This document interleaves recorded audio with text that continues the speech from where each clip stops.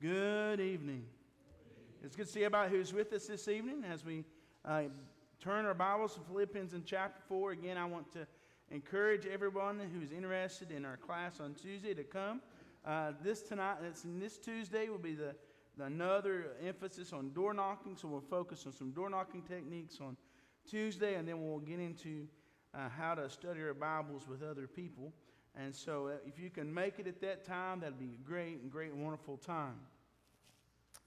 Philippians in chapter 4. Now, as we've been studying through this book, what we've come to the knowledge of is living for Jesus, living by the gospel brings joy. Why does it bring joy? It brings joy in the Creator. It brings joy knowing that salvation is found in Jesus. It brings joy because we can help others and help them along on their journey. And as we help them, they in turn also help us. And so there's a joy there. There's joy to be found in the gospel. And we come here to Philippians in chapter 4. What we really kind of find is more about attitudes. See, have you ever sat down and had a conversation with someone? Maybe you've talked 10 or 15 minutes, or maybe you run into someone like myself and we've talked like 45 minutes, and it's time to go. And you're ready to go, and it's already the third time you said, I'm leaving.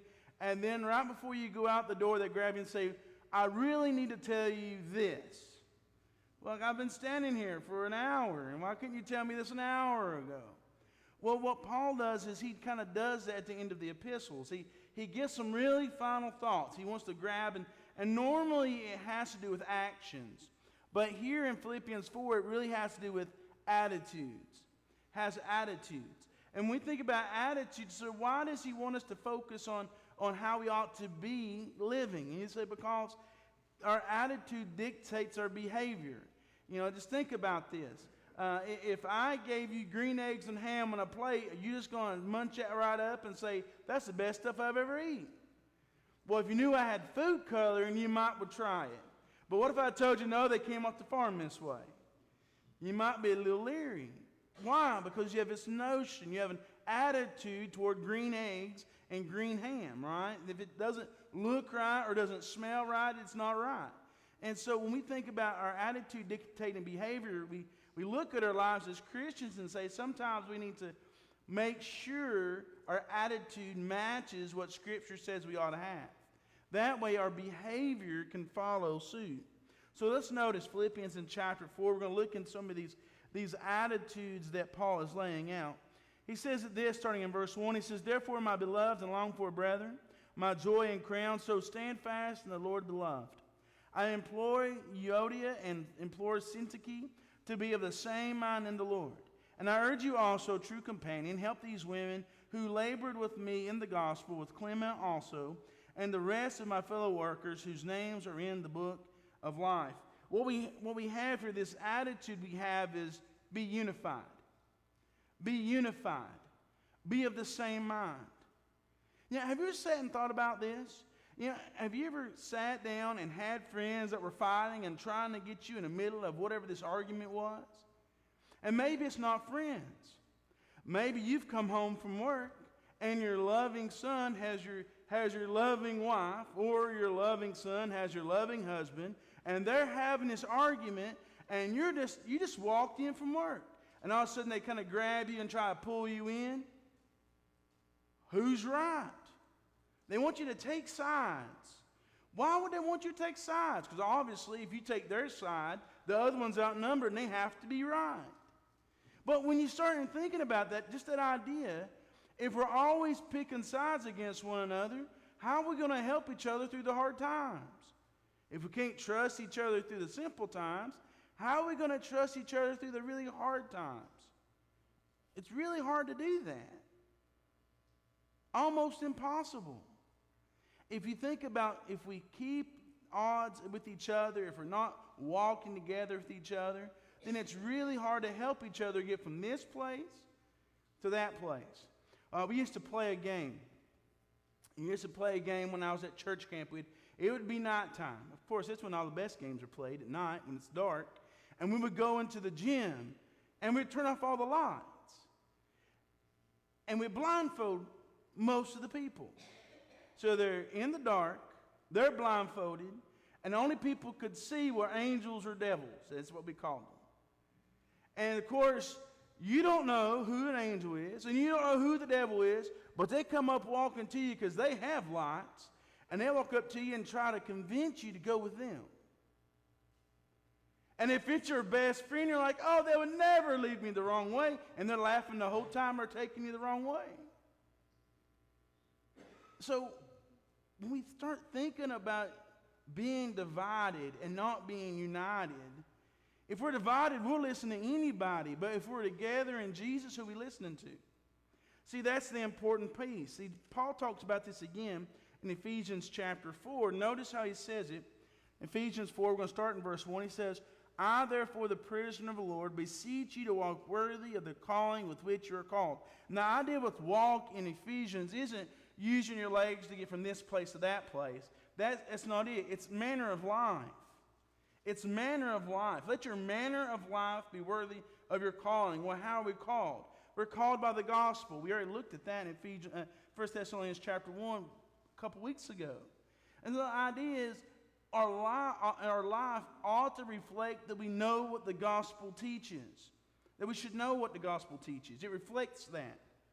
Notice how he goes on to say it in verse 2, with all lowliness and gentleness, with long-suffering, bearing with one another in love. Now, when you start looking at this, and we looked at a couple weeks ago in Philippians 2, where don't look out for your own interest, but also the interest of others. This lowliness, this humbleness, this gentleness. I mean, it's really hard to be lowly and gentle when I'm right and you're wrong. I mean, if we have that, it's really hard. It's really hard. So notice all these words are wanting to be together. The humbleness. A humbleness. He says, endeavoring to keep the unity of the Spirit in the bond of peace. In the bond of peace. Have you ever sat and thought about this? That if we're going the direction we ought to, Satan isn't very happy about it, and he's going to sow something right there.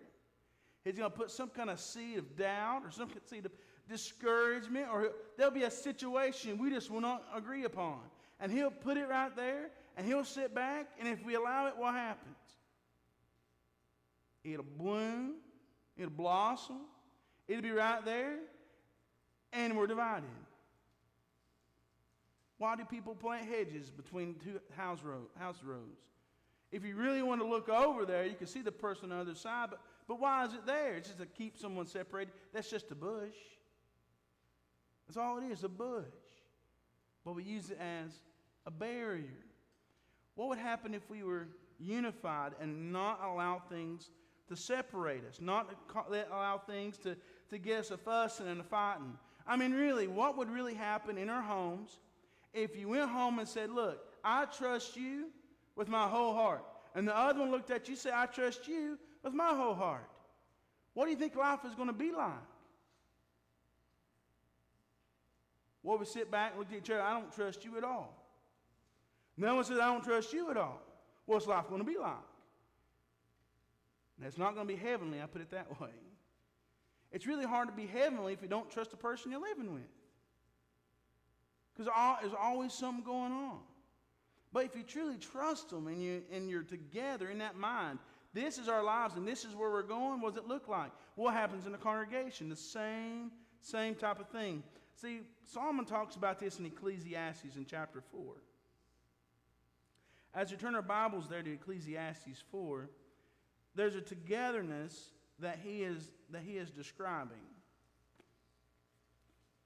It looks like this, starting in verse 9. He says, 2 are better than 1, because they have a good reward for their labor.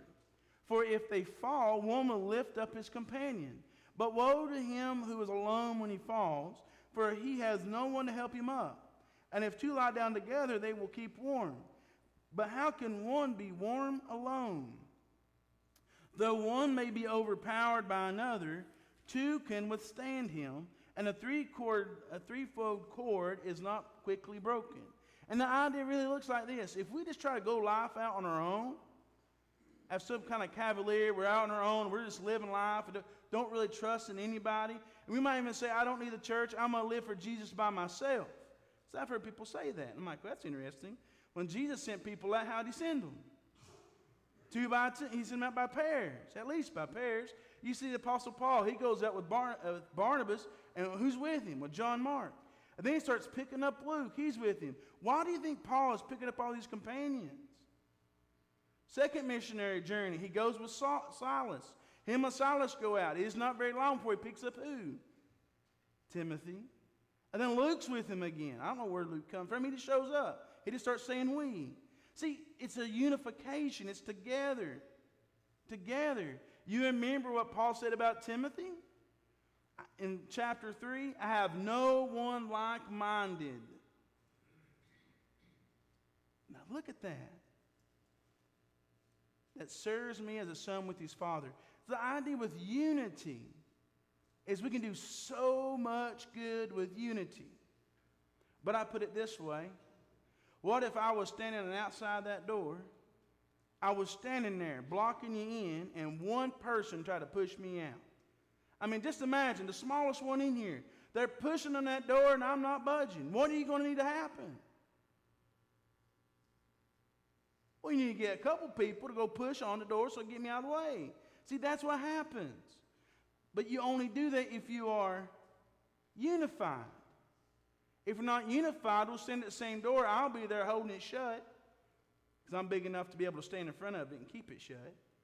Some of us are pushing it, some of us are pulling it, and nobody's getting anywhere. Got to be unified. Togetherness. Togetherness. These ladies were arguing. What should they have been? Unified. Should have been together. Should have been together. They should be looking for the Lord. They should be looking for the Lord. See, how often do we really anticipate finding the Lord or being a place where the Lord is or the Lord coming back to get us? I mean, how often do we think about this? I mean, if we're at work, say we're at work and our job is to put tags on everything we see at work. There may be 1,000 tags that we got to put on these things. But that's our job. We're tagging and tagging and tagging. And before long, get somebody to say, I'm tired of tagging. And they may not say it this way, but all of a sudden they're aggravating you, so you're not tagging either. There's always somebody looking out for the boss. Because after all, if 2 people ain't working, guess what? If you got a room full of 10 people and 2 people ain't working, ain't nobody going to be working but 1 or 2. Everybody else is playing, and somebody's looking for the boss to show up. Is that not how it works? If everybody's playing in a room, they're looking for the boss to show up. Now, when the boss show up, everybody's working. It's working like they never stopped working, and I don't know why we don't have enough people to put all these labels and all this stuff. See, that was the complaining. But we haven't been working the whole time. Half of us are playing, and 1 or 2 of us are working, and somebody was looking out for the boss to come. See, when we think about our lives as Christians, Jesus is going to come. But he's not going to come at a time somebody says, hey, Jesus will be here at 8 a.m. in the morning. That's not it. That ain't how he works. See, when we look at these, notice how Paul puts it out. He says, rejoice in the Lord always. Again, I will say rejoice. Rejoice how in the Lord? Notice again in verse 5. Let your gentleness be known to all men. The Lord is at hand. Where's the Lord? He's pretty close. He's not too far. Be anxious for nothing, but in everything by prayer and supplication with thanksgiving, let your requests be known to who? To God. And the peace of who? God, which surpasses all understanding, will guard your hearts and minds through Christ Jesus. Do we focus on Jesus Christ? Do we focus on his nearness? Do we focus on him coming to get us? Do we think about those things? Or is it something else? I'd almost say if I asked you, what was the score yesterday, somebody could tell me. I don't even have to name the game. Somebody will tell me a score. And they'll tell me how they feel about it. And I might look at them and say, I don't care about that game. I care about this other game. Oh, I don't know about that one. I ain't never seen it.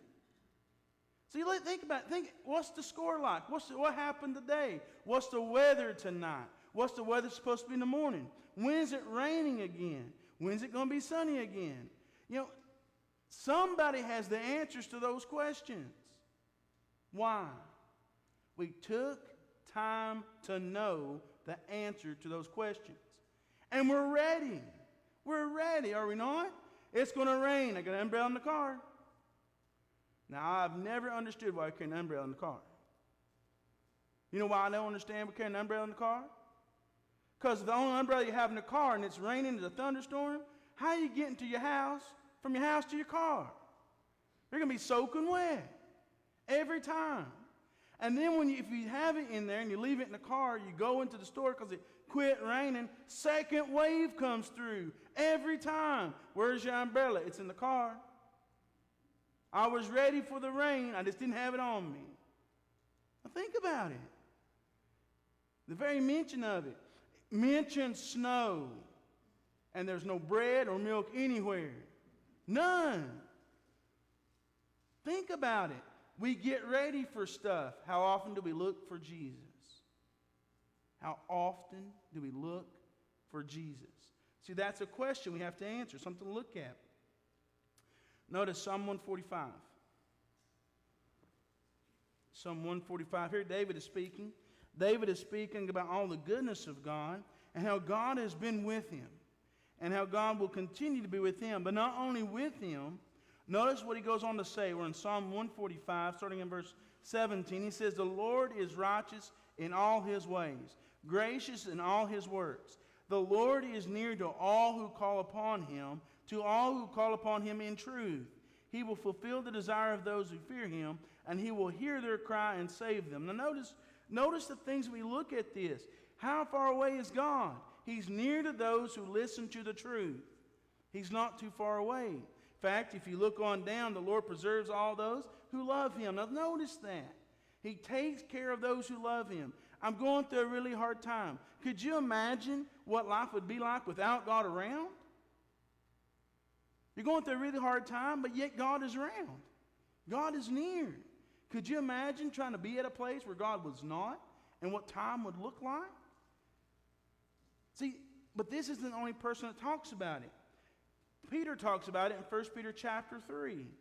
And he talks about this in the midst of persecution, when people are being downtrodden because of their faith, suffering for what they believe in. In fact, it goes on to talk about how we need to have compassion on each other as brothers.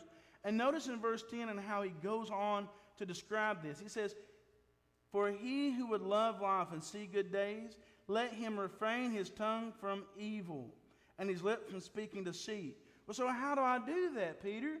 Well, what did Paul tell us?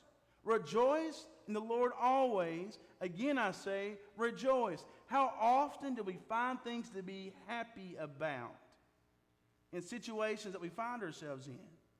See, that's something really to think about, isn't it?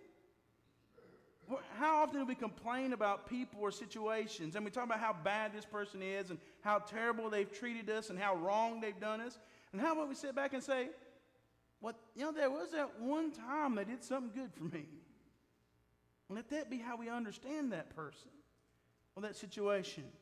Notice, let him turn away from evil and do good. Let him seek peace and pursue it. Notice what Peter says about how close the Lord is. The eyes of the Lord are on the righteous, and his ears are open to their prayers, and the face of the Lord is against all those who do evil. Notice, he watches those who are righteous. What's righteous? Those who are upright in the face of God, who are upright, that are living the way God desires. They're like, "Oh, I got sin in my life." Yeah, but when Jesus' blood covers that, when he sees you, what does he see? He doesn't see your sin. He sees his son's blood. The debt has been paid. That's what he notices.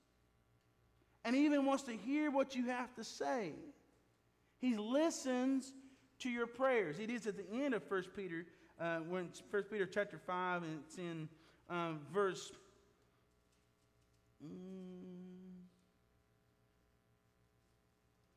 let's see here. Chapter verse 5. Oh, it's verse 7. It says, "Casting all your care upon him, for he cares for you." These are persecuted people. What do you think they're praying about?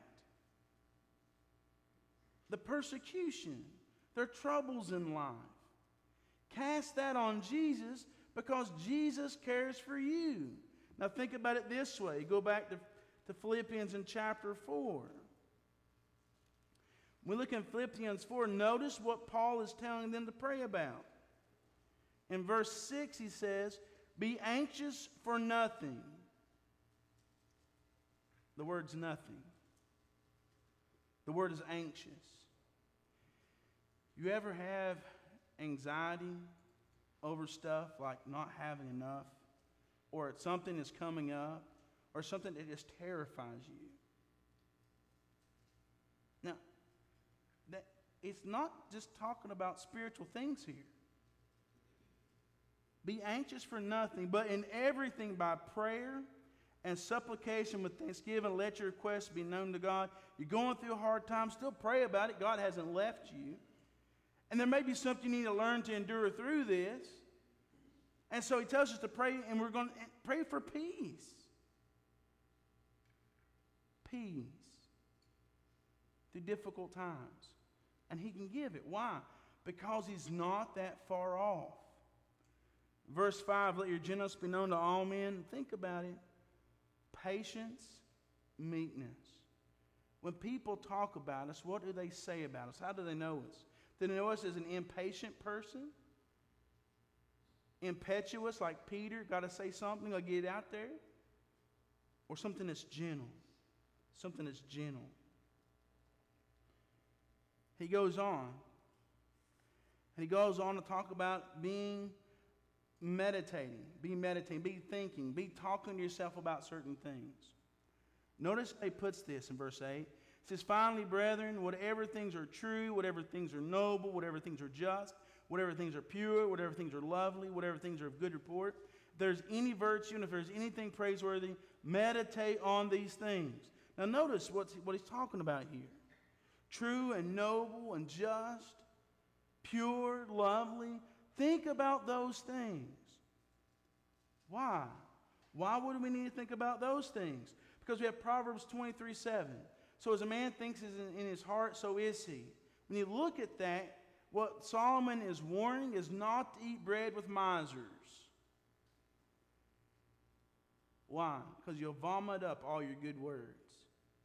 See, a miser is a miser because deep down in his heart, that's all he cares about is what he can get from somebody else.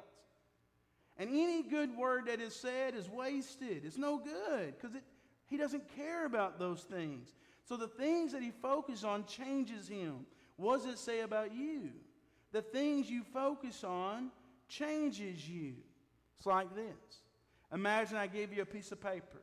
I gave you a piece of paper and I said, I want you to do this. I want you to draw a dividing line. Maybe make 3 columns. So you draw 2 lines in it.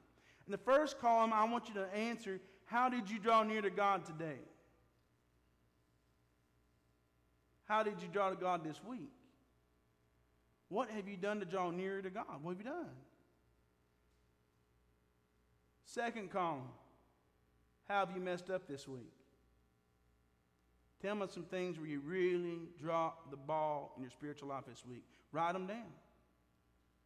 Third column, what lessons did you learn? And I said, you got 10 minutes, fill out. Let's talk about it. Which one of those 3 columns do you think is the easiest one to fill out? I would dare say the middle one. The one where you dropped the ball. The one where you wasn't living right. Why? Because that's what we're taught to focus on. Have you ever watched the news? They don't fill it with happy, fluffy bunnies. That's not what fills the news.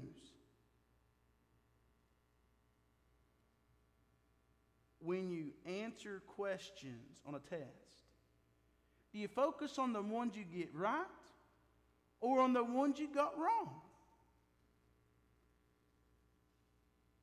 Why do we focus on not doing well? Because we're taught to. We're taught to think about the ways we messed up. We're taught to think about those things. So we sit down and we have these questions, these ideas about ourselves. I'm not good enough. I'll never be able to serve God the way He wants me to serve God. I'll never be able to get this thing straightened out in my life. Where's that come from? Don't come from here. So who put it there? Somebody else put it there, and you carry it around with you. What are we supposed to be focusing on? The pure, the lovely, of good report. That's what we're supposed to be focusing on. Have you ever sat down and thought about this? The songs that we sing, does it talk about how of a horrible person we are, or how great of God is? How wonderful Jesus is? How wonderful forgiveness is? Why does that make it feel like a breath of fresh air? Because we don't normally think about that on our own unless we train our minds to think differently about things. Think about it. The blessed man in Psalm 1, what did he think about? Verse 2, meditates on God's law both day and night. What is he thinking about? Why is he blessed? Where his focus is. Remember how Jesus put it, where your treasure is, your heart will be there also. If your treasure is on this earth and how broken it is, that's going to spend all of our time guarding it. But if your treasure is in heaven, what are you going to spend time doing? Building up to get there. The place worth going to. Not only that, notice what it says in verse 9, the things which you learned and received and heard and saw in me, these do, and the God of peace will be with you. Notice, the God of peace will be with you. He's not that far away. Don't just make plans. Just don't think about it. Do it. Do it. That's an amazing thing. Lastly, notice what he says, verse 10. But I rejoice in the Lord greatly that now at last your care for me has flourished again. Though you surely did care, but you lacked opportunity. Not that I speak in regard to the need, for I have learned in whatever state I am to be content. I know how to be abased, and I know how to abound. Everywhere in all things I have learned both to be full and to be hungry, both to abound and to suffer need. I can do all things through Christ that strengthens me. Now, verse 13 is a very interesting verse, because we want to apply that to just everything in life. And in essence, it could be. Anything that God wants you to accomplish, you can accomplish that. I would agree with that sentiment. But when Paul writes this, it's talking about getting through life. He's trusting in God to get through life. He knows how to be abased. Like, I understand that word. If you ever had to dig change out of your ashtray to buy McDoubles at McDonald's, that's abased. That's not a whole lot. Have you ever had enough money you could buy 2 people lunch at McDonald's? And then have some left over and you're like, I'm so happy I got to help. That's abound. Now I know it costs a little bit more than this today, but the idea is this. Abase means if I don't have anything. Abound if I have all that I want and need. He knows how to be that. He's learned both to be hungry and to be full. To have and to suffer need. Getting through this life, all you need is who anyway? You need Jesus to get you through this life. That's really what Paul said it's all about. 1 Timothy chapter 6. You remember what he says there in verse 6?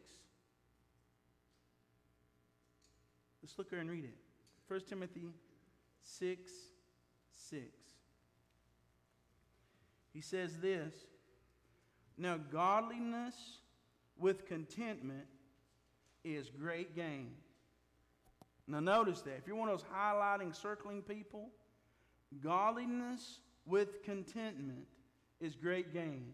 Living the way God would have you to live and be happy in the state that you live in. I don't mean Tennessee.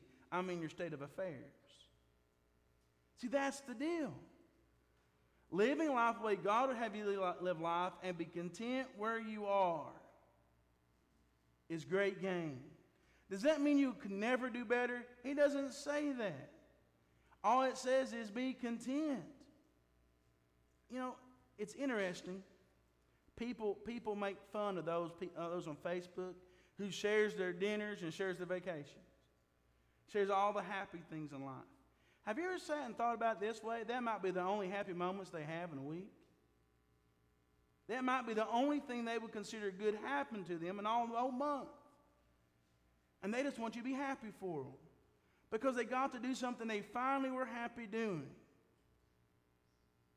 Why do you think they don't put the other stuff on there? Because it's not so happy.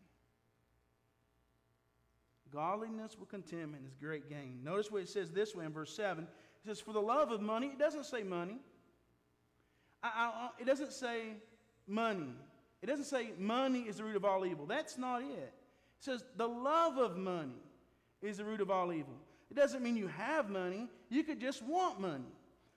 It's the root of all kinds of evil. For some have strayed from the faith in their greediness and pierced themselves through with many sorrows. Notice, their love of money caused them to stray from the faith in greediness.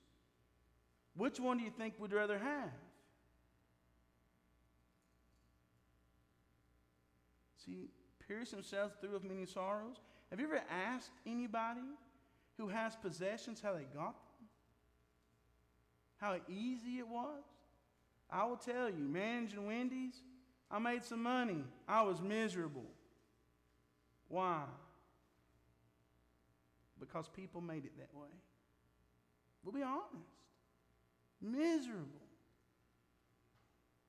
So give it up. When we start thinking about these ideas, just because someone has something doesn't mean they're the happiest person on the earth. That's something to look at. There's nothing wrong with having stuff. That's not it.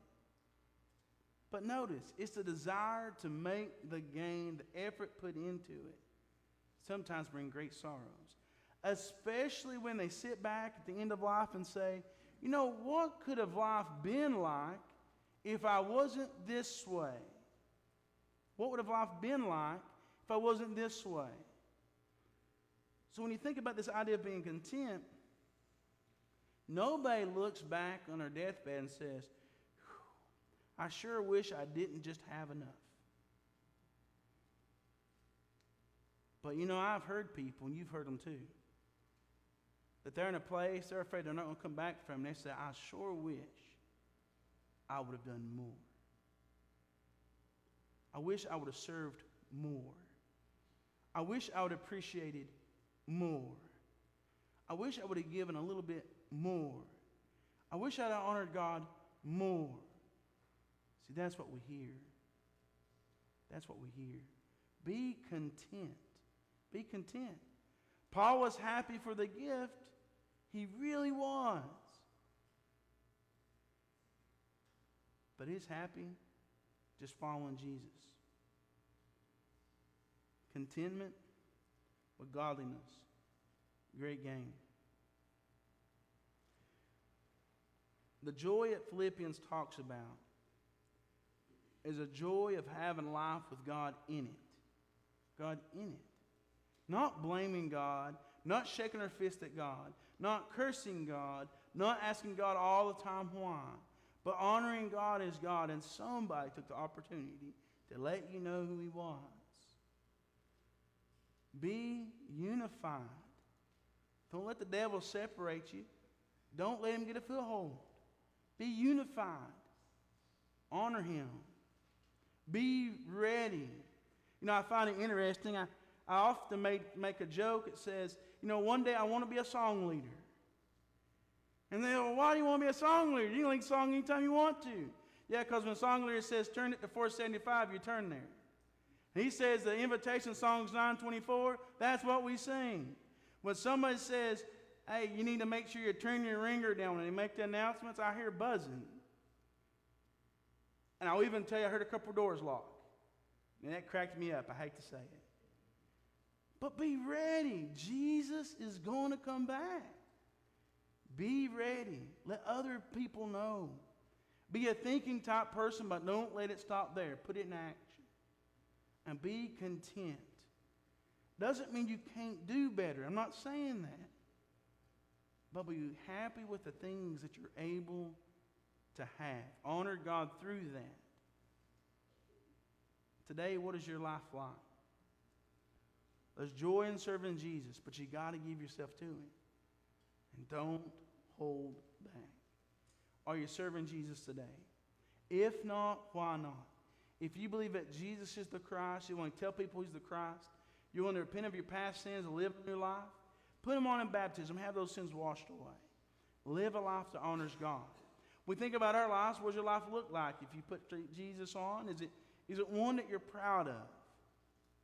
Or is it one that you're ashamed of? If you're following Jesus and you're ashamed of your life, repent, pray, and come back. Or maybe you have another need outside salvation, prayers or the like, you can let it be known as we sing this song of invitation.